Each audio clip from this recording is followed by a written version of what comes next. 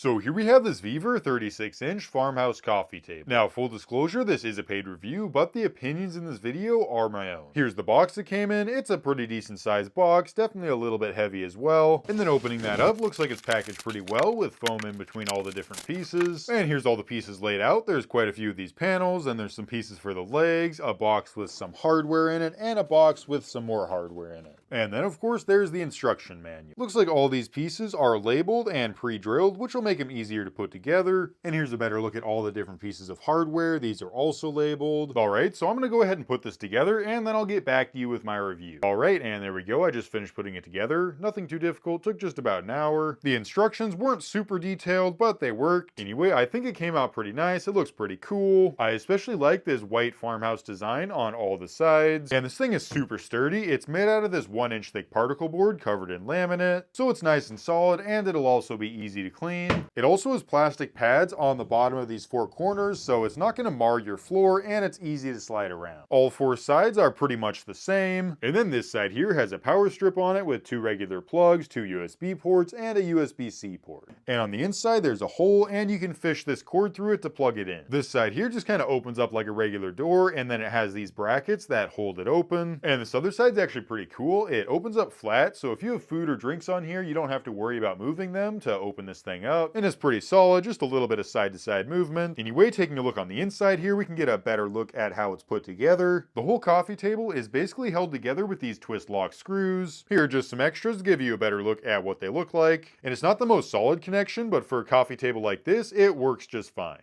And these fasteners are nice because they allow you to keep all of the hardware on the inside so you don't see any of it on the outside. That being said, they do also give you this sheet of stickers that you can use to cover all of those up, which I do appreciate. Anyway, there's quite a bit of space on the inside here, and it's pretty easy to access since both sides open up. Lots of space for extra blankets or pillows. Also on top, there's some different metal pieces, like these metal corner protectors here, and these hinges right here to help the lid open. They look nice and add strength, but they do make the top a little bit uneven. Anyway, as I mentioned before, this thing is super solid. You can see it easily supports my weight. The top boards do bow just a little bit if I'm standing directly in the center, but if you're just using this table like normal, it'll work just fine. So yeah, overall, it's a pretty cool farmhouse table. It's a really good size, nice and large. I personally think the top is just a little bit too dark red. I would have preferred a lighter color. There's also just a little bit of color matching issues on some of the sides where you can see the leg is just a little bit more yellow than the rest of it. But apart from that, if you like the dark reddish brown, then overall, I'd say it's a pretty cool coffee table.